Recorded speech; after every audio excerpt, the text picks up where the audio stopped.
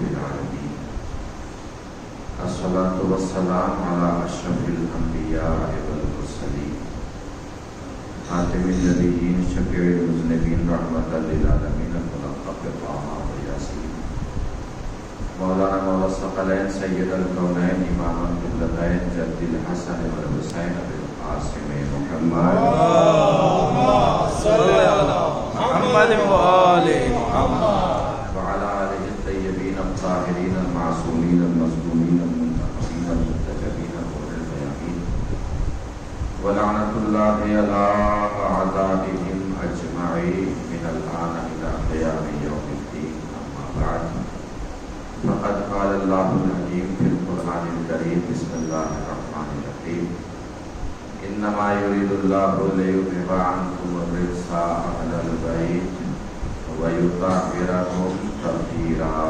اللهم صل على محمد وآل محمد اللهم صل على محمد وآل محمد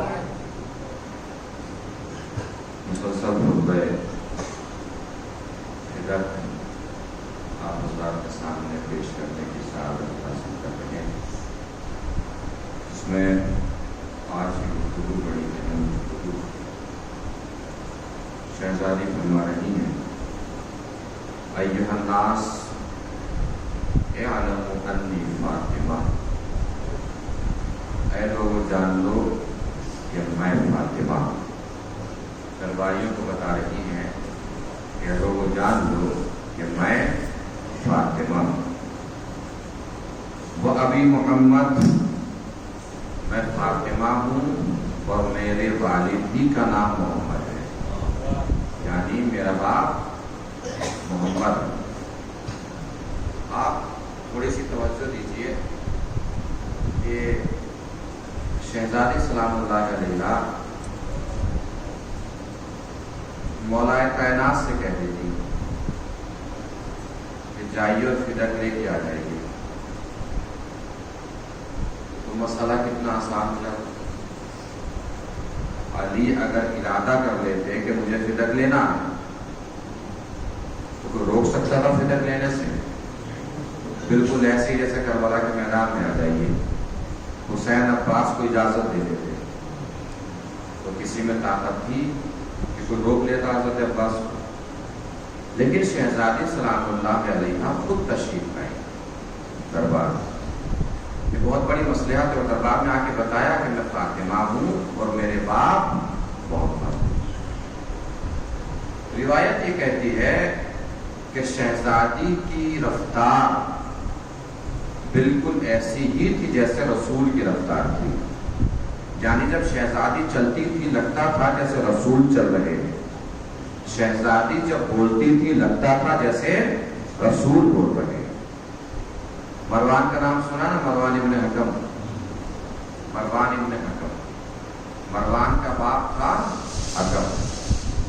یہ جو حکم تھا یہ حضور کی نقل اتارا کرتا تھا، چلنے میں رسول کی نقل اتارتا، رسول کی نقل اتارتا تھا، رسول کی چال کی نقل، رسول کے چلنے کی نقل۔ حکم مروان کا باپ کیسے نقل اتارا کرتا تھا، کیوں اتارا کرتا تھا؟ وہ رسول کی چال میں سمجھا دوں تاکہ شہزادی کی عظمتوں کو آپ سلام کر سکتے ہیں۔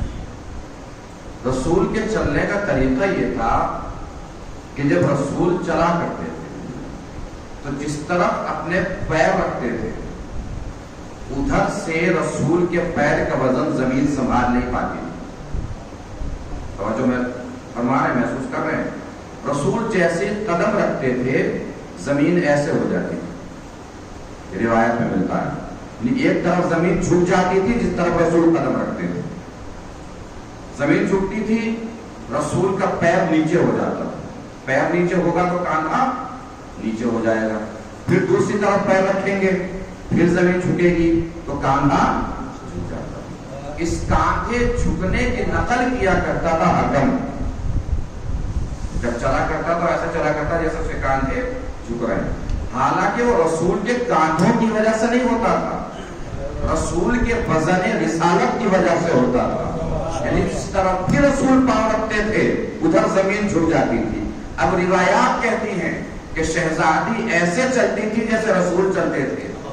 اس کا مطلب یہ ہوا کہ جیسے زمین وزن رسالت برداشت نہیں کر پاتی تھی ویسے ہی زمین وزن عصمت برداشت نہیں کر پاتی تھی، یعنی جس طرف بھی شہزادی قدم رکھ دیتی تھی ادھر سے زمین جھک جاتی تھی۔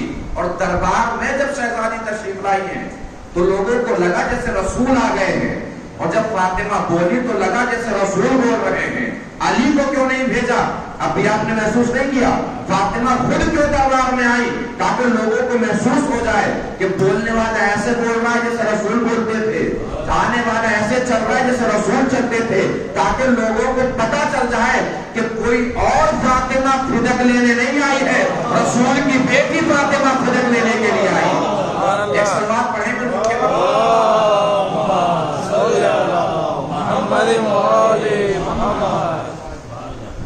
کے بکا ہوا مورخ، بکی ہوئی تاریخ، بکا ہوا قلم لکھ دیتا۔ کسی اور کا نام فاطمہ، تو فاطمہ آئی تھی دربار میں فدق لینے کے لیے، لیکن بالکل رسول کی چال اختیار کر کے آنا اور رسول کی آواز میں بولنا بتا رہا ہے کہ آنے والا مورخ، آنے والا قلم، آنے والا قلمکار، شہزادی چاہتی تھی کہ لکھے کہ دربار میں کوئی اور فاطمہ نہیں آئی، رسول کی بیٹی فاطمہ دربار میں آئی ہے۔ آگے شہزادی فرماتی ہیں اقول عودن وبدعن ولا اقول ما اقول غلطا، میں جو کچھ بھی بولتی ہوں صحیح بولتی ہوں، اور جو کچھ بھی کہتی ہوں صحیح کہتی ہوں، نہ کبھی غلط بولا ہے نہ کبھی غلط بولوں گی، نہ کبھی غلط کیا ہے نہ کبھی غلط کروں گی۔ محسوس کرتے جائیے گا شہزادی کی یہ گفتگو، اور اس کے بعد انشاءاللہ پھر ہم تفصیل اس کی بیان کریں گے۔ لقد جاءكم رسول من انفسكم عزيز عليه ما عنتم حريص عليكم بالمؤمنين رؤوف رحيم، یہ قرآن مجید کی آیت ہے جو شہزادی نے اپنے خطبے میں کوٹ کی۔ اب اگر آپ ایک جملہ اور ساتھ دے دیں تو میں آپ کو سناتا چلوں۔ علامہ ابن ابی الحدیث، جن کا میں نے کل بھی ذکر کیا تھا، اس سے پہلے بھی ذکر کیا تھا، انہوں نے تاریخ فدق بھی پوری اپنی کتاب میں لکھی ہے۔ وہ لکھتے ہیں کہ اپنے خطبوں میں مولائے کائنات نے بھی، بہت توجہ سے سنیے گا بات کو، اپنے خطبوں میں مولا علی نے بھی قرآن کی آیتوں کو کوٹ کیا ہے، اور شہزادی فاطمہ نے بھی اپنے خطبے میں قرآن کی آیتوں کو کوٹ کیا ہے۔ مگر بڑا فرق ہے علی کے کوٹ کرنے میں اور فاطمہ کے کوٹ کرنے میں۔ وہ لکھتے ہیں کہ صاحبان ادب، صاحبان عقل، صاحبان فہم، صاحبان شعور علی کے خطبے کو پڑھیں اور پھر شہزادی کے خطبے کو پڑھیں تو فوراً محسوس ہو جائے گا کہ جب علی کے خطبوں میں قرآن کی آیت آئے گی تو پتہ چل جائے گا یہ علی کا کلام ہے، یہ قرآن کی آیت ہے۔ لیکن شہزادی فاطمہ کے خطبے میں پتہ ہی نہیں چلتا کہ فاطمہ کا کلام کون سا ہے، قرآن کی آیت کون سی ہے، یعنی فاطمہ کا کلام بالکل خدا کے کلام سے ملتا ہے۔ اس کا مطلب یہ ہے کہ نہ شوہر عظمتوں میں الگ ہے نہ زوجہ عظمتوں میں الگ ہے، بھائی علی کی زبان خدا کی زبان ہے، فاطمہ کا کلام خدا کا کلام ہے۔ ایک صلوات پڑھیں گے ان کے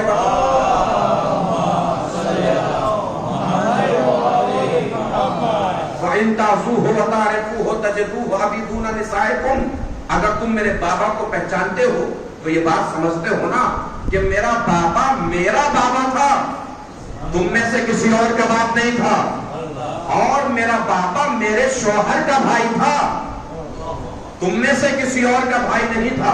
محسوس کیا آپ نے شہزادی کیا بتانا چاہ رہی ہیں؟ بھائی رسول اگر کسی کے جیسے ہوں گے تو ہم جیسے ہوں گے، چونکہ وہ میرے بابا ہیں، میرے شوہر کے بھائی ہیں، تم میں سے نہ کسی کے بھائی ہیں نہ بابا ہیں۔ اگر وہ کسی کے جیسے ہوں گے تو مجھ جیسے ہوں گے۔ یہاں سے رسول کی عظمتیں شہزادی فاطمہ زہرا نے بیان فرمائی ہیں۔ میں جو عرض کر رہا ہوں کہ بڑا اہم موضوع ہے، اس وجہ سے کہ اس کے بعد شہزادی نے مولائے کائنات کی شجاعت بیان کی ہے، مولائے کائنات کی بزرگی بیان کی ہے، وہ میں آپ کو ابھی بتاؤں گا۔ جو مولائے کائنات کی شجاعت بیان کی ہے شہزادی نے، علی کی شجاعت بہت ساری زبانوں سے آپ نے سنی ہوگی.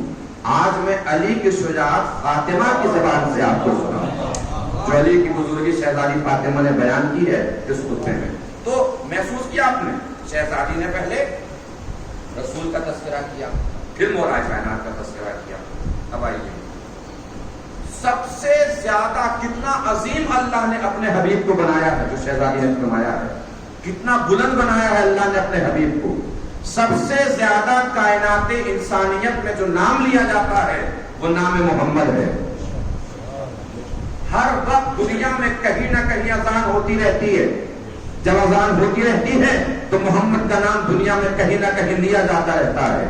ہندوستان میں ختم, پاکستان میں شروع, پاکستان میں ختم, عراق میں شروع. جغرافیہ نہ دیکھیے گا, صرف ملکوں کے نام بتا رہا ہوں. عراق میں ختم, افغانستان میں شروع, افغانستان میں ختم, ایران میں شروع, ایران میں ختم, امریکہ میں شروع, امریکہ میں ختم, انگلینڈ میں شروع, دیوبندی کی ختم, بریلوی کی شروع, بریلوی کی ختم, حنفی کی شروع, حنفی کی ختم, مالکی کی شروع, مالکی کی ختم, شافعی کی شروع, شافعی کی ختم, سنی کی شروع, سنی کی ختم, شیعہ کی شروع. یعنی ساری دنیا کہتی رہتی ہے محمد محمد محمد محمد. چل کے دربار محمد میں تو دیکھیں کہ زبان محمد کس کا نام لیتی رہتی ہے. ہم جو دربار رسالت میں پہنچے تو ہم نے دیکھا اور محسوس کیا نبی کبھی کہہ رہے ہیں یا علی انت اخی و خلیفتی و وصیی و وزیری من بعدی. کبھی نبی فرما رہے ہیں یا علی لحموں کا لحمی و دموں کا دمی, سلموں کا سلمی, حربوں کا حربی. کبھی نبی فرما رہے ہیں یا علی انت منی بمنزلت ہارون من موسیٰ. کبھی نبی فرما رہے ہیں یا علی انت منی بمنزلت راس من الجسد. کبھی نبی فرما رہے ہیں یا علی انت بمنزلت الکعبہ. کبھی نبی فرما رہے ہیں یا علی انت بمنزلت المصحف. کبھی نبی فرما رہے ہیں القرآن مع علی وعلی مع القرآن. کبھی نبی فرما رہے ہیں الحق مع علی وعلی مع الحق. اللہم ادر الحق حیث ما دار علی. کبھی نبی فرما رہے ہیں لا اؤتین الرایۃ رجلا کرارا غیر فرار لا یرجع حتی یفتح اللہ علی یدہ. کبھی نبی فرما رہے ہیں برز الایمان کلہ الی الکفر کلہ. کبھی نبی فرما رہے ہیں برز الاسلام کلہ الی الشرک کلہ. پیچھے والے بھی ہاتھ کھولے اٹھانے کا دل کر سکتا ہے. کبھی نبی فرما رہے ہیں من کنت مولا ہو فہذا علی مولا. یعنی ساری دنیا جس کا نام لے اسے محمد کہتے ہیں, محمد جس کا نام لے اسے علی کہتے ہیں.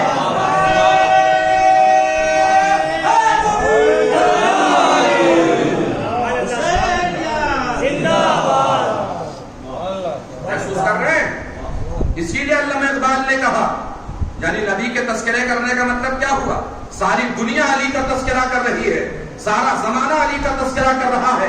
علامہ اقبال کہتے ہیں اے محوے سنائے تو زمانہ, اے وہ علی زمانے جس کی ثنا میں مشغول ہے.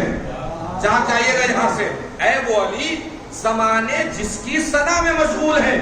اہل ادب بیٹھے ہیں, قبلہ تشریف فرمائے. اے وہ جانتے اردو ادب میں کہاں بولا جاتا ہے, اے وہ جو سب کا مالک ہو, اے وہ جو سب کا رازق ہو, اے وہ جو سب کا رب ہو. اے وہ ایسی جگہ بولا جاتا ہے جہاں مخاطب جس کا ذکر کر رہا ہے اس کو غائب نہ جانتا ہو, ہر جگہ حاضر جانتا ہو. علامہ اقبال نے علی کے لیے کہا اے وہ, اس کا مطلب علامہ اقبال کی نظر میں علی غائب نہیں ہے, ہر جگہ حاضر ہیں. اور کس زمانے میں کہہ رہے ہیں جب نقاد تنقید نگار کسی مضمون پہ جھپٹنے کے لیے ایسے بیٹھے رہتے تھے جیسے گدھ مردار جانور پہ جھپٹنے کے لیے بیٹھا رہتا ہے, لیکن کوئی شرح, کوئی تشریح, کوئی تفسیر, کوئی وضاحت, کوئی ڈیٹیل نہیں بتاتی کہ کسی نے علامہ اقبال کے اس مضمون پر تنقید کی ہو کہ علامہ اقبال علی کو کیوں کہہ رہے ہیں اے وہ اے وہ اے وہ. اس لیے کہ ساری دنیا جانتی ہے کہ علامہ اقبال کسی مردار کا تذکرہ نہیں کر رہے ہیں, اس شخصیت کا تذکرہ کر رہے ہیں جو ٹھوکر مار دے تو مردے کو زندہ کر دیتا ہے. آگے علامہ اقبال کہتے ہیں اے یوسف کارواں جانا, اے وہ علی جو جانوں کے قافلے کا قافلہ سالار ہے. محسوس کیجئے گا, میں اگر زندہ ہوں, میری سانسیں اگر چل رہی ہیں تو میرے پاس جان ہے, یعنی میں جاندار ہوں. آپ کے پاس آپ کی جان, میرے پاس میری جان. کسی کا بھی تعلق کسی بھی فرقے سے ہو، اگر وہ زندہ ہے تو جان والا ہے۔ علامہ اقبال نے بتایا کہ آپ کا تعلق کسی بھی فرقے سے ہو سکتا ہے، اگر اس دنیا میں سانس لے رہے ہیں تو مانے چاہے نہ مانے آپ کا سردار علی ہے۔ آپ تسلیم کیجئے چاہے نہ کیجئے۔ اب آئیے اور بلند کر لیجئے گا طبیعت کو، جہاں تک میں آ گیا۔ اے سر خط وجوب و امکان، پوری توجہ عزیزو، بہت آسان کر کے بات بیان کروں گا، پہنچ جائے تو بتا دیجئے گا۔ اے سر خط وجوب و امکان، اے وہ علی جو وجوب اور امکان کے درمیان کی نکیر ہے، یعنی اللہ واجب الوجود، نبی ممکن الوجود، درمیان میں علی۔ یعنی علامہ اقبال نے بتایا اگر کسی کو خدا تک پہنچنا ہو تب بھی علی کے ذریعے جائے گا، کسی کو نبی تک پہنچنا ہو تب بھی علی کے ذریعے جائے گا۔ اب جتنی بلندی پہ لے جا کے سناؤں گا اتنی بلندی پہ جا کے سنیے گا، اگر بات پہنچ جائے۔ کیا کہا علامہ اقبال نے؟ اے وجوب اور امکان کے درمیان کی لکیر، یعنی ایک طرف خدا ایک طرف نبی، درمیان میں علی۔ اگر زمین پہ بیٹھ کے سمجھ میں نہ آئے تو عرش کی بلندی پہ چل کے سمجھ لیجئے۔ شب معراج پردے کے ادھر خدا تھا، پردے کے ادھر نبی تھا، درمیان میں علی تھا۔ پردے کے ادھر خدا، پردے کے ادھر نبی، درمیان میں علی۔ اب آئیے، 4 مصرے ہیں، آخری مصرع بہت عظیم مصرع ہے، خود کو نہیں عقیدوں کو بھی سوال لیجئے گا، جو علامہ اقبال نے کہا۔ اے تفسیر تو زو رہا ہے قرآن، اے وہ علی قرآن کے سورے جس علی کی تفسیر ہے۔ محسوس کیجئے گا اگر بات پہنچ جائے۔ کیا کہا علامہ اقبال نے؟ اے وہ علی قرآن کے سورے جس علی کی تفسیر ہے۔ آج تک ہم نے کیا سنا؟ علی نے فلاں سورے کی یہ تفسیر کی، فلاں آیت کی یہ تفسیر کی۔ علامہ اقبال تو عقیدہ ہی بدل رہے ہیں۔ علامہ اقبال یہ نہیں کہہ رہے کہ قرآن علی کی تفسیر، علی قرآن کی تفسیر کرتے ہیں۔ علامہ اقبال کہہ رہے ہیں کہ قرآن علی کی تفسیر ہے۔ اب میں اور تھوڑا اسے کھول کے بیان کر دوں تاکہ بچوں تک بات پہنچ جائے۔ مضمون پہلے ہوتا ہے کہ تفسیر پہلے؟ بول دیجئے، مضمون پہلے تفسیر؟ آیت پہلے ہوتی ہے کہ تفسیر پہلے؟ پہلے آیت پھر تفسیر، پہلے آیت پھر تفسیر۔ اب میں کچھ آیتیں سنا رہا ہوں، سوال کرتا جاؤں گا، جواب دیتے رہیے گا۔ آیت نازل ہوئی، بسم اللہ الرحمن الرحیم، وَمِنَ النَّاسِ مَن يَشْرِي نَفْسَهُ ابْتِغَاءَ مَرْضَاتِ اللَّهِ وَاللَّهُ رَءُوفٌ بِالْعِبَادِ۔ لوگوں میں سے ایک انسان ایسا ہے جو اپنا نفس بیچتا ہے، اللہ کی مرضی خرید لیتا ہے۔ سوال اس میں میرا یہ ہے کہ علی سوئے پہلے کہ آیت پہلے آئی؟ پہلے علی سوئے، آیت بعد میں آئی۔ اب یہ جو چہرے پر لگا ہوا ہے آپ کی آوازوں کو روک نہ سکے اگر بات پہنچ جائے۔ پہلے علی سوئے، آیت بعد میں آئی۔ بسم اللہ الرحمن الرحیم، انما ولیکم اللہ ورسولہ والذین آمنوا الذین یقیمون الصلاۃ ویؤتون الزکاۃ وہم راکعون۔ تمہارا مولا اللہ ہے، اللہ کا رسول ہے، اور وہ ہے جو حالت رکوع میں زکات دیتا ہے۔ سوال میرا یہ ہے کہ علی نے انگوٹھی پہلے دی کہ آیت پہلے آئی؟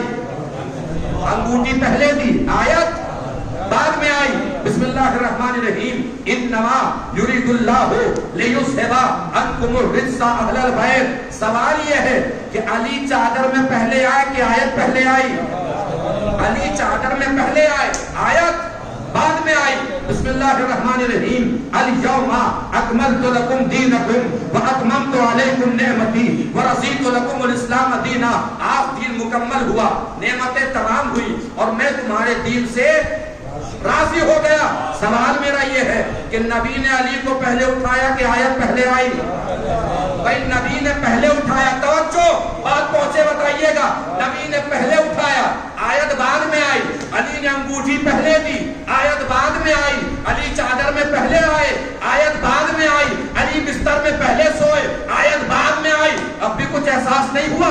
ایسا نہیں لگ رہا ہے قرآن کی کوئی آیت علی کے سونے کی تفسیر کر رہی ہے، قرآن کی کوئی آیت علی کے جاگنے کی تفسیر کر رہی ہے، قرآن کی کوئی آیت علی علی کی انگوٹھی دینے کی تفسیر کر رہی ہے. یہی علامہ اقبال نے کہا کہ علی اس لیے نہیں آئے کہ قرآن کی تفسیر بنے, قرآن اس لیے نازل ہوا کہ علی کی تفسیر بن جائے.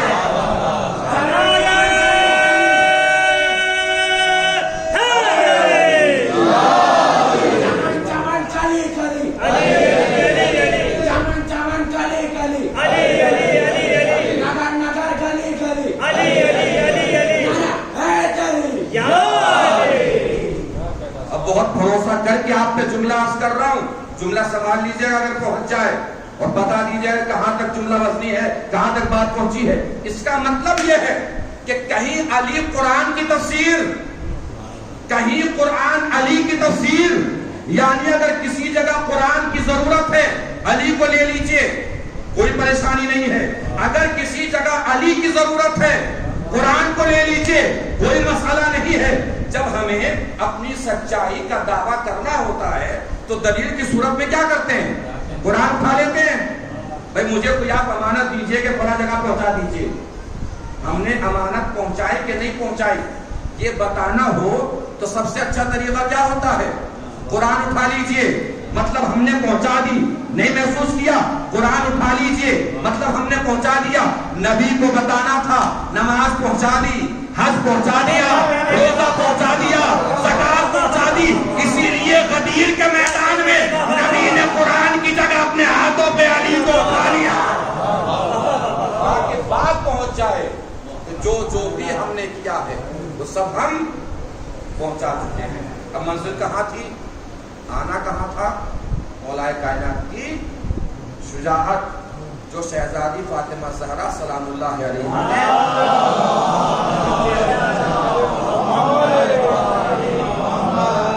بیان فرمائی. شہزادی فرماتی ہیں وَكُنْتُمْ عَلَى شَفَا حُفْرَةٍ مِّنَ النَّارِ, یہ بھی قرآن کی آیت ہے کہ تم سب لوگ آگ کے دہانے پر تھے. مضمون کو دیکھ کے شہزادی نے کس طریقے سے جوڑا ہے کہ اگر کسی کو پتہ نہ ہونا کہ یہ قرآن کی آیت ہے تو اسے احساس ہو ہی نہیں سکتا کہ یہ قرآن کی آیت ہے. یہ شہزادی کے کلام کا معجزہ ہے. تم سب لوگ آگ کے دہانے پر تھے. مُزْغَةِ الشَّارِبِ, ہر پانی پینے والے کی پیاس تمہارے ذریعے بجھ جاتی تھی. کوئی بھی آ کے تمہیں پی کے چلا جاتا تھا, لوٹ کے چلا جاتا تھا. تم میں ہمت ہی نہیں تھی, تم میں طاقت ہی نہیں تھی, تم میں شجاعت ہی نہیں تھی, تم میں بہادری ہی نہیں تھی کہ کسی کا مقابلہ کر پاتے. آگے شہزادی فرماتی ہے وَنُغْزَةُ الطَّعَامِ, ہر کھانے والے کا لقمہ تھے تم. کوئی بھی کھا کے تمہیں چلا جاتا تھا, کوئی بھی لوٹ کے چلا جاتا تھا, تمہیں کوئی احساس ہی نہیں ہوتا تھا. ایسی صورت میں توجہ, تمہیں آگ کے دہانے سے کھینچا, نالی کا تم گندا پانی پیا کرتے تھے, اسی پانی سے تم نہایا کرتے تھے. کوئی بھی آتا تھا لٹیرا تمہیں لوٹ کے چلا جاتا تھا. عرب میں تمہیں کوئی عزت نہیں تھی, ہر طرف تم ذلیل تھے. اس ضلالت سے عزت کی طرف نکال کے تمہیں میرا بابا لایا ہے. اگر میرا بابا نہ ہوتا تو تم اتنے عزتدار ہوتے, تم ذلیل ہوتے. اب بھی ایسے ہی کوڑا کرکٹ کھا رہے ہوتے, گندی نالی کا پانی پی رہے ہوتے. میرا بابا آیا تو تمہیں عزت ملی. پوری توجہ. آگے شہزادی فرماتی ہے اور جب تمہارے بچانے کی وجہ سے میرے بابا پہ جنگ ہو بھی جاتی تھی اور میرا بابا جنگ کے شعلوں میں جاتا تھا تو تمہیں تو پتہ ہی نہیں چلتا تھا میدان میں ہو کیا رہا ہے. تم سارے کے سارے کسی نہ کسی جگہ بھاگ کے پہاڑی پہ اپنا بسیرا کر لیا کرتے تھے, بچ جاتے تھے, محفوظ ہو جاتے تھے. اس وقت میدان کا عالم کیا ہوتا تھا یہ شہزادی فرما رہی ہے. جہاں تک مجھے آپ کو روکنا ہے, جملہ ہے شہزادی جو مولا کائنات کی شجاعت میں شہزادی نے بیان فرمایا. اب کتنی بلندی پہ جا کے سننا ہے یہ آپ کی مرضی, یا آپ کا اور شہزادی کا آپسی مسئلہ ہے. میرا کوئی مسئلہ نہیں ہے درمیان میں. لیکن میں شہزادی کا جملہ سنانے سے پہلے مولا کائنات کا جملہ سنا دیتا ہوں. مولا کائنات کی شجاعت, مولا کائنات کی زبانی, یہ دو جملے ہیں جو تمہید بنیں گے شہزادی کے جملے کے جو آپ نے مولا کائنات کی شجاعت کے باب میں بیان کیا ہے. توجہ, یہ جملے نہیں ہیں, سچویشن ہے. اگر وہ سچویشن سمجھ جائیں اور منظر نظر میں گھوم جائے تو ہر نظر میں مجھے دکھنا چاہیے کہ اسے کیا دکھ رہا ہے۔ مولا علی شب ہجرت بستر سے اٹھے، چہرے سے چادر سر کی، سارے کافر سرک لیے، چونکہ انتظار کسی اور کا تھا، ظہور کسی اور کا ہو گیا۔ علی باہر نکلے۔ علی اپنے خاندان کی عورتوں یعنی مخدرات عصمت و طہارت کو لے کر مکے سے چلے مدینے کی طرف، مکے کی سرحد پہ پہنچے۔ پوری توجہ، دیکھا سامنے کافر راستہ روکے کھڑے ہیں، سچویشن پہنچ گئی۔ اب وہ سچویشن اور وہ جملے جو علی نے اپنی شجاعت اپنی زبانی بیان کی ہے، وہ اگر محسوس ہو جائے تو بتا دیجئے گا۔ اب یہاں سے میرا خطاب ختم ہے، علی کا خطاب شروع ہے۔ اب دیکھنا ہے کہ علی کی زبانی، علی کی شجاعت کتنی بلندی پہ جا کے سنتے ہیں آپ، محسوس اگر ہو پائے۔ مولا کائنات قریب پہنچے، دیکھا کافر سارے راستہ روک کے کھڑے ہیں۔ علی نے اپنے بغل سے تلوار نکالی اور تلوار نکال کے کہا میرے سامنے سے ہٹ جاؤ، ورنہ تم تو جانتے ہی ہو کہ میں ابو طالب کا بیٹا ہوں۔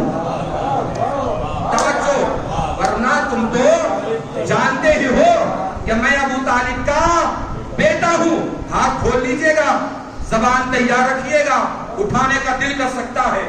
اگر سچویشن پہنچ جائے تو سر اس کی بلندی سے ٹکرا جائیں گے۔ پوری توجہ، علی نے تلوار نکالی، تلوار نکال کے کیا کہا؟ میرے سامنے سے ہٹ جاؤ، ورنہ تم تو جانتے ہی ہو کہ میں ابو طالب کا بیٹا ہوں۔ آخری پر تک توجہ، لیکن اگر پھر بھی میرے سامنے سے نہ ہٹنا ہو تو مت ہٹو، لیکن ایک بات بتا دوں کہ جو محمد میرا ہاتھ پکڑ کے روکتا تھا وہ آج مکے میں نہیں ہے۔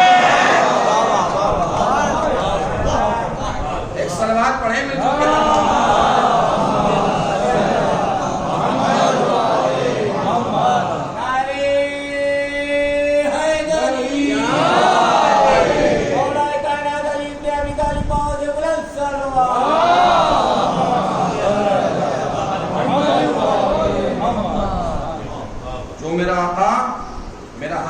کے روکتا تھا وہ آج مکے میں نہیں ہے۔ یہ کس کے الفاظ تھے؟ مولا کائنات کے، اپنے شجاعت کے بعد۔ یہ تمہید تھی ان جملوں کے لیے جو شہزادی نے مولا کائنات کی شجاعت کے باب میں بیان کی۔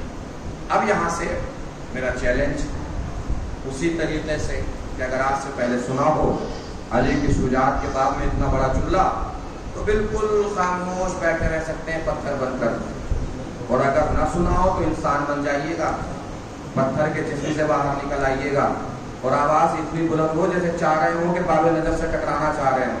اگر اتنا بڑا جملہ علی کی شجاعت کے بعد میں کسی اور کی زبانی سنا ہو جو شہزادی فاطمہ کی زبانی میں سنانے جا رہا ہوں، کیا فرما رہی ہے شہزادی فاطمہ؟ پوری توجہ، پوری طاقت سمیٹ لیجئے گا، چونکہ جملہ میرا نہیں ہے، شہزادی فاطمہ کا ہے، پوری قوت سمیٹ لیجئے گا۔ شہزادی فرماتی ہیں جب جنگ میرے بابا پہ تھوپ دی جاتی تھی تو تمہیں تو پتا ہی نہیں ہوتا تھا، تم میدان کی سرحدوں سے نکل کے کہیں باہر چلے جاتے تھے۔ اس وقت میرا بابا کیا کرتا تھا؟ کافروں کے مقابلے پہ، مشرکین کے مقابلے پہ قذف اخاہ فی لہواتہا، میرا بابا میرے شوہر علی کو کافروں کے حلق میں اتار دیا کرتا تھا۔ اب دوسرا جملہ سنیے، اگر بات پہنچے بتائیے گا۔ میرا بابا میرے شوہر کو کافروں کے حلق میں اتار دیتا تھا اور میرا شوہر اس وقت تک کافروں کے حلق سے واپس نہیں آتا تھا جب تک کہ اندر کی رگوں سے لا الہ الا اللہ کی آواز نکالے گا۔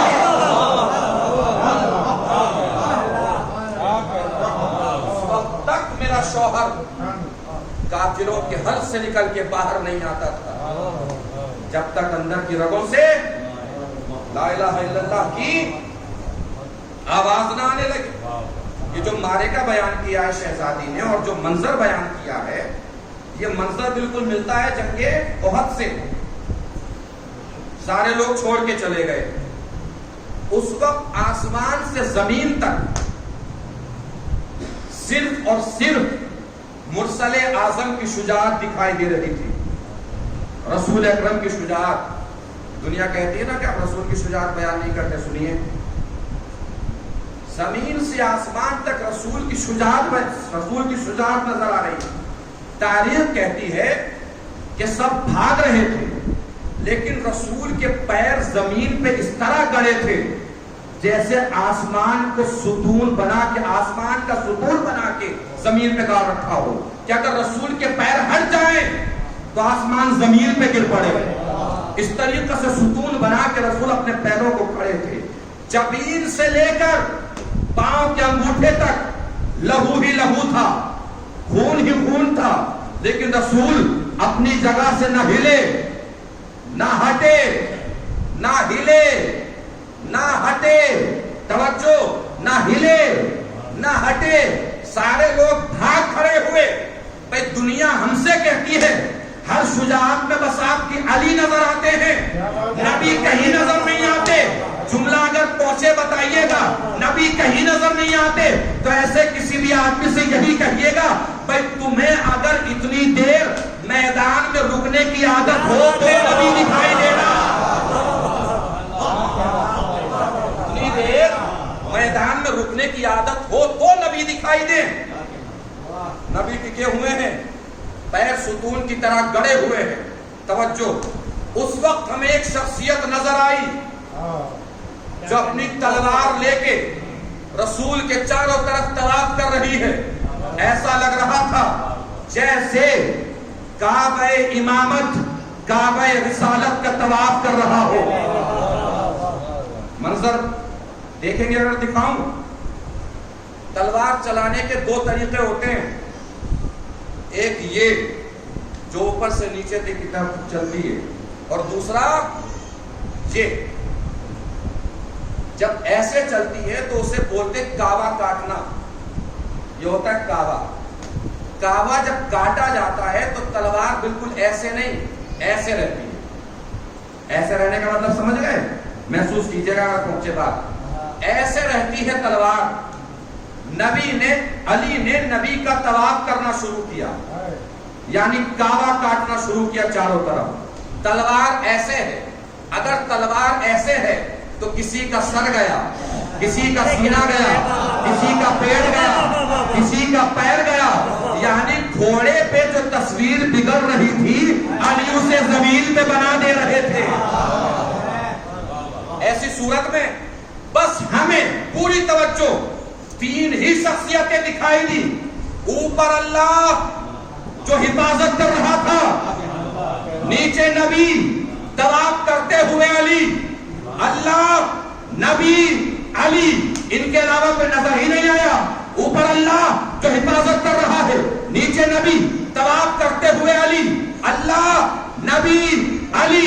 جملوں کو بدلیے، اللہ، محمد، علی، اللہ، محمد، علی۔ ہماری نظر منظر احد پہ پہنچی تو ہمیں صرف منظر نظر نہیں آیا، اپنا عقیدہ نظر آ گیا۔ اللہ، محمد، علی، نیچے ہمیں جنگ احد سے کلمہ مل گیا، لا الہ الا اللہ محمد رسول اللہ علی ولی اللہ۔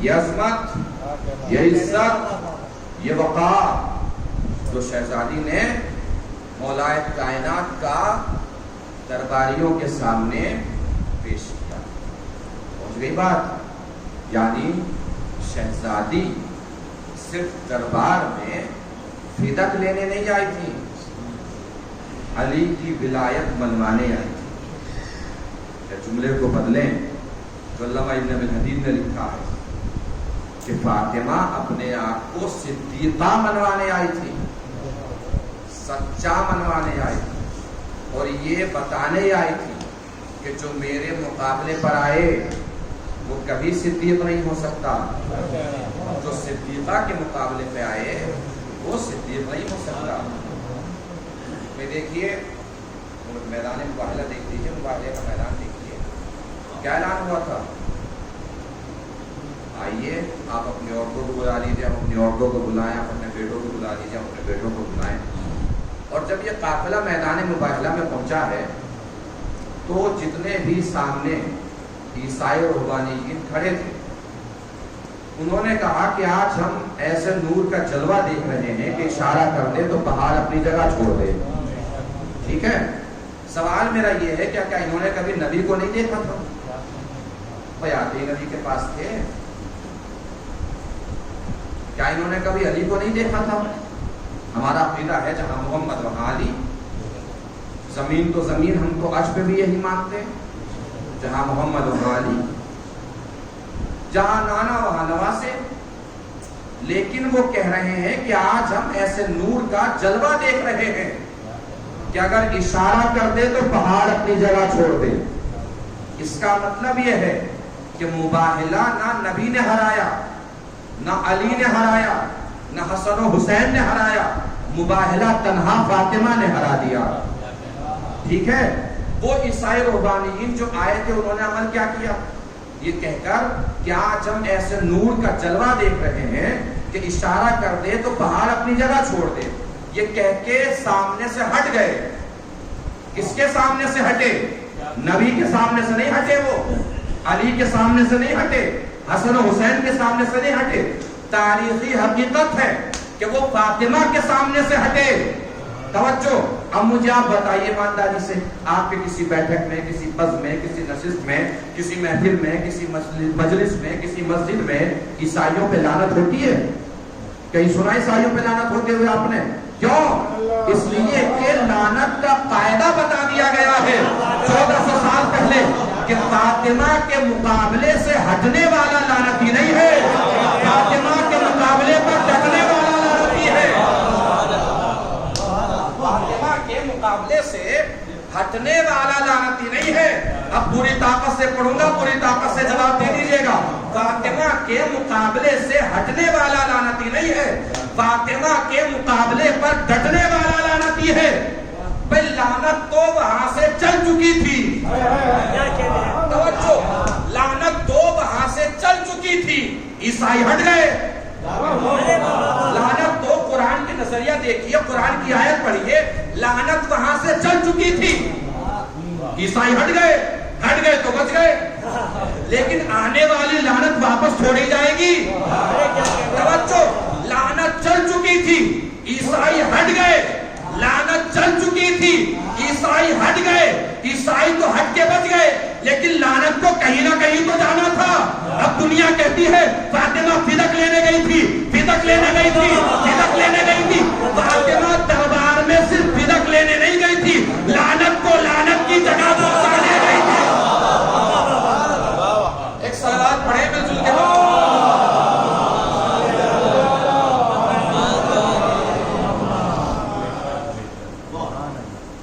دربار میں اکیلے نہیں گئی شہزادی.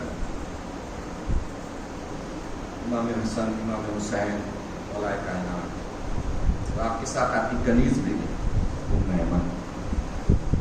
اہل بیت کے گھرانے میں غلاموں اور کنیزوں کی بھی ایک تعریف ہسٹری ہے. جناب پیغمبر غلاموں کی تعریف کا کردار ہے. جناب سلمان, جناب عمار, جناب مقداد, ایسی کنیزوں کی بھی ایک تعریف. جناب فضہ, کنیزوں کی تعریف کا کردار ہے. ایک اور کنیز ہے اہل بیت کے گھرانے جس کا ذکر عموماً ایام نظام میں سنتے رہتے ہیں, جناب شیری. جناب شیری اصل میں جناب شہربانوں کی کنیز تھی. امام حسین بیٹھے ہوئے تھے, جناب شیری سامنے سے گزری. امام حسین نے شہربانوں سے کہا, شہربانوں تمہاری کنیز بڑی عابدہ ہے, بڑی زاہدہ ہے, بڑی متقی. جناب شہربانوں نے شیری کو بلایا, بلا کے کہا شیری آج سے تم آزاد ہو. شیری نے فرمایا بیوی کوئی غلطی ہو گئی؟ کہتے غلطی تو نہیں ہوئی, جس کی تعریف میرا مولا کرتے, مجھ میں ہمت نہیں ہے کہ اسے اپنی کنیز بنا کے رکھے.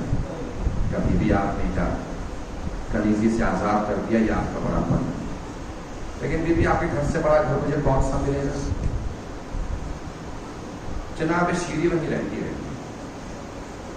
کوفے کے باہر ایک پہاڑ تھا جس کے اوپر ایک شخص رہتا تھا جس کا نام حارث تھا۔ حارث امام حسین کا چاہنے والا تھا، اہل بیت کا دوستدار تھا۔ ایک دن حارث آیا کوفے سے مدینے، امام حسین شیری کے پاس گئے، شیری حارث ہمارا چاہنے والا ہے، اگر تم کہو تو ہم تمہارا عقد حارث کے ساتھ پڑھ دیں۔ شیری نے کہا مولا آپ میرے مالک ہیں، میرے سردار ہیں، جیسی آپ کی مرضی، تو اب تو ہم پڑھ دیں گے، مہر میں کیا لو گے؟ شیری نے کہا مولا جس کو آپ کے در کی کنیزی مل گئی ہو اسے دولت دنیا سے اور کیا چاہیے؟ کہا نہیں مہر رکھنا پڑے گا، مہر میں کیا لو؟ دل پہ ہاتھ رکھیے گا، پڑھیے گا تو آپ کو کیا خود بخود برآمد ہو جائے گی۔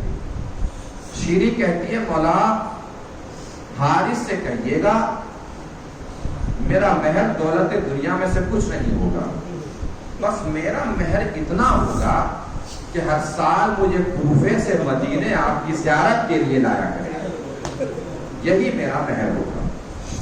شیری جاتی تھی، ہر سال زیارت کے لیے آ جاتی تھی۔ 60 ہجری آئی، شیری زیارت کر کے پلٹ رہی تھی، امام حسین نے آواز دی شیری، شیری تڑپ کے پلٹی کہ کبھی میرے مولا نے مجھے ایسے تو آواز نہیں دی تھی۔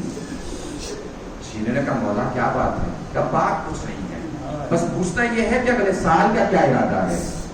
شیری نے کہا مولا جیسے ہر سال آتی ہوں میں سے اگلے سال بھی آؤں گی۔ امام حسین فرماتے ہیں شیری اگلے سال تم بتانا، ہم خود تمہارے گھر آئے گے۔ آپ کی آوازیں بلند ہوئی، اللہ آپ کی آوازوں پر رحمت کرے، کوئی قبضہ دے سوائے کرنے کا سوال۔ امام جعفر علیہ السلام بیٹھے ہیں، وہ مسجد برابر میں بیٹھا ہے، ذاکر مسائل بیان کر رہا ہے، امام باقر نے وہ مسجد سے کہا وسیع تم رو نہیں رہے ہو؟ وہ کپڑا جو آنسو میں تر تھا اس نے امام باقر کے سامنے کیا اور نچوڑ دیا، اس میں سے آنسو بہ رہے تھے۔ کہا مولا رو تو رہا ہوں، کہا نہیں ایسے گھٹ گھٹ کے نہ رو، جیسے ضعیف ماں جوان بیٹے کے جنازے پہ روتی ہے اس طرح ہو رہا ہے، اس لیے کہ رونے کی آواز میری جدہ فاطمہ کو سکون پہنچاتی ہے، مطمئن کرتی ہے۔ تو میں آپ سے یہی کہہ رہا ہوں کہ ذاکر کوئی بھی مسائل پڑھے، آپ ذاکر کے مسائل سن کے چاہے نہ روئیں، لیکن بس اتنا سوچ کے رو لیجئے کہ آپ کی بلند آواز سے فاطمہ کو سکون ملتا ہے، ان کو سکون پہنچانے کے لیے رویا کیجیے، بلند آواز سے رویا کیجیے۔ کہ مولا میرے گھر کا مقدر تو عرش کے مقدر سے مل جائے گا اگر آپ کے قدم میرے گھر میں آ گئے۔ امام حسین نے فرمایا شیری تنہا میں نہیں آؤں گا، میرا بھیا عباس بھی آئے گا، میرا بیٹا اکبر بھی آئے گا۔ شیری نے کہا مولا میرے گھر کے باہر تو فرشتوں کی قطار لگ جائے گی۔ حسین نے سوچا کہ شیری سمجھ جائے، سمجھانے کے لیے کہا شیری تنہا ہم مرد نہیں آئیں گے، میری باجائی زینب بھی آئے گی، میری بیٹی سکینہ بھی آئے گی۔ شیری سمجھی نہیں، چلی گئی، پورے سال انتظار بھی کرتی رہی، انتظام بھی کرتی رہی۔ کیسے کیا ہوگا انتظام سب جانتے ہیں، اور اس سال تو واقعی سب جانتے ہیں، جیسے ایام رضا گزرے ہیں، چاند رات تک بھی ہم کو یہی سوچ رہا تھا کیسے عزاداری ہوگی، کیسے محرم ہوگا، کیسے ماتم ہوگا۔ 1400 سال گزر گئے ہیں، دل میں کیسے خیالات آ رہے تھے، بس محرم آ رہا ہے، محرم قریب آ رہا ہے، مولا ہم کیسے عزاداری کے بغیر رہ پائیں گے۔ سوچئے شیری کے گھر میں تو حسین آنے والے تھے، کیسے انتظار کر رہی ہوں گی، اور انتظام کیسے کیا سب جانتے ہیں۔ اس طرح کیا انتظام، کرسی بنوائی، اس کرسی پہ آئیں گے تو میرے مولا حسین بیٹھیں گے، مسندیں بنوائی، اس مسند پہ سجاد بیٹھیں گے، اس مسند پہ علی اکبر بیٹھیں گے۔ اسی درمیان شیری کو خبر ملی کہ حسین کے گھر میں ننھا علی اصغر بھی آ گیا۔ شیری نے بڑی حسرتوں سے جھولا بنوایا کہ جھولے میں آئیں گے تو علی اصغر آواز کریں گے۔ 13 یا 14 محرم کی تاریخ رہی ہوگی، کوفے کے بازار سے شادیانے بجنے کی آواز آ رہی ہے۔ شیری نے حارث کو بلایا، جا کے کہا حارث کہیں ایسا تو نہیں ہے کہ کوفے والوں کو پتہ چل گیا وہ ہمارے مولا آنے والے ہیں اور وہ شادیانے بازار ہے وہ استقبال میں، جا کے دیکھو تو صحیح کون آیا ہے۔ حارث گیا، جیسے گیا تھا ویسے پلٹ کے واپس آ گیا۔ کہا شیری ہمارے مولا کو نہیں آئے، لیکن ہاں کچھ کٹے ہوئے سر ہیں، کچھ بندھی ہوئی بیویاں ہیں، لیکن شیری جانتی ہو کسی خوددار گھرانے کے لوگ معلوم ہوتے ہیں۔ شیری نے پوچھا کیسے پتا چلا خوددار گھرانے کے لوگ ہیں؟ کہ میں نے چھوٹے چھوٹے بچوں کو دیکھا ہے، بھوکے بھی ہیں پیاسے بھی ہیں، مگر خوددار ایسے ہیں نہ کسی سے کھانا مانگ رہے ہیں نہ پانی مانگ رہے ہیں۔ شیری جلدی سے حجرے میں گئی، کھال لے کر آئی، حارث لے جاؤ ان کو کھلا بھی دو پلا بھی دو۔ حارث گیا، اب جو پلٹا ہاتھوں کا منظر تو وہی تھا، آنکھوں کا منظر بدل چکا تھا۔ شیری نے تڑپ کے کہا حارث یہ آنکھوں کے آنسو کیسے؟ حارث نے کہا شیری تم بھی اپنا دل سنبھال لو، قیدیوں نے سوال بڑا عجیب کر دیا ہے۔ کہ جلدی بتاؤ کیا سوال کیا ہے؟ کہ قیدیوں نے سوال یہ کیا ہے گھر جا کے پوچھ کے آؤ کھانا صدقے کا ہے کہ ہدیے کا۔ شیری کے سر سے چادر سرک گئی، یہ سوال تو بس میرے مولا کے گھر والے کر سکتے ہیں۔ شیری نے کہا حارث اجازت ہے تھوڑی دیر کے لیے تمہارے ساتھ بازار چلوں؟ شیری بازار آئی، دیکھا ایک جوان ہے جس کے ہاتھوں میں ہتھکڑیاں، پیروں میں بیڑیاں، گلے میں خاندار ٹوپ۔ قریب پہنچی شیری، پوچھا بھائی آپ لوگ کہاں کے رہنے والے ہیں؟ سجاد نے سر جھکا کے کہا بی بی ہم لوگ مدینے سے آئے ہیں۔ مدینے کا نام سنا تڑپ گئی شیری، کبھی ادھر دوڑی کبھی ادھر۔ اچانک شیری کی نظر زینب پہ پڑ گئی۔ اب دل پہ ہاتھ رکھ کے سوچئے گا کہ زینب کے دل میں کیا گزری ہو۔ ادھر سے شیری زینب کی طرف بڑھی، ادھر زینب نے برابر میں کھڑی ہوئی بیویوں سے کہا بیویوں مجھے چاروں طرف سے چھپا لو کہیں شیری مجھے پہچان نہ لے۔ قریب آئی شیری، ہاتھوں کو جوڑا، بی بی آپ لوگ کہاں سے آئے ہیں؟ شہزادی نے فرمایا بی بی ہم لوگ مدینے سے آئے ہیں۔ شیری نے ہاتھ دل پہ رکھ کے سوچیے گا زینب کے دل پہ کیا گزری ہوگی۔ شیری نے کہا بی بی مدینے میں تو میری شہزادی بھی رہتی ہے۔ زینب نے پوچھ لیا بی بی تیری شہزادی کا نام کیا ہے؟ اب روایت کہتی ہے کہ شیری 2 قدم پیچھے ہٹی، برابر میں کھڑے ہوئے مجمع کو دیکھ کے کہا بی بی مجھے معاف کیجئے گا اس بھرے مجمع میں میں اپنی شہزادی کا نام زبان سے نہیں لے سکتی۔ تڑپ گئی زینب، قریب تھا کہ کھل جائے شیری کس سے بات کر رہی ہے۔ اچانک نو کے نیزہ پر حسین کے سر نے تلاوت قرآن میں مشغول کی۔ شیری ادھر سے پلٹی، حسین کے سر کے سامنے ہاتھوں کو جوڑ کے کھڑی ہو گئی، خون آلود چہرہ، شیری پہچان نہیں پا رہی ہے۔ بہت دیر تک شیری تلاوت قرآن سنتی رہی، اچانک سر و سینہ پیٹ کے بولی مولا میں پہچان گئی آپ حسین ہیں۔ آخری جملے ہیں، مسائب تمام ہے، رو لیجیے گا جتنا رونا ہوگا، غصہ دے لیجیے گا جتنا دینا ہوگا۔ مولا میں پہچان گئی آپ حسین ہیں، مولا میں پہچان گئی وہ اکبر کا سر ہے، مولا وہ اصغر کا سر ہے، مولا وہ قاسم کا سر ہے، مولا میں پہچان گئی وہ میری شہزادی زینب ہے، مولا میں پہچان گئی وہ آپ کا لال سجاد ہے۔ شیری 2 قدم پیچھے ہٹی، ہاتھوں کو جوڑا اور ہاتھوں کو جوڑ کے کہا مولا معاف کیجیے گا قاسم کا پرسہ بعد میں دوں گی، اکبر کا پرسہ بعد میں دوں گی، اکبر کا پرسہ بعد میں دوں گی، مولا پہلے بس اتنا بتا دیجئے عباس کہاں تھا؟ نام عباس سنا، سرے حسین کھڑتا، آنکھوں کے اشارے سے گردن گھوڑے کی گردن پہ اشارہ کیا۔ اے شیری ہم تنہا نہیں آئے، دیکھ ہم نے اپنی تمنا پوری کر دی، اپنی وعدہ پورا کر دیا، تیری خواہش پوری کر دی۔ شیری پہلے عباس کے بازو قلم ہوئے، بعد میں میرا سر قلم ہوا۔ شیری میں تنہا نہیں آیا، میرا بھیا عباس بھی ہے، میری بیٹی سکینہ بھی ہے، میرا لال علی اکبر بھی ہے، تیری شہزادی زینب بھی ہے۔ تڑپ کے بولی شیری مولا انتظار تھا مگر ایسا انتظار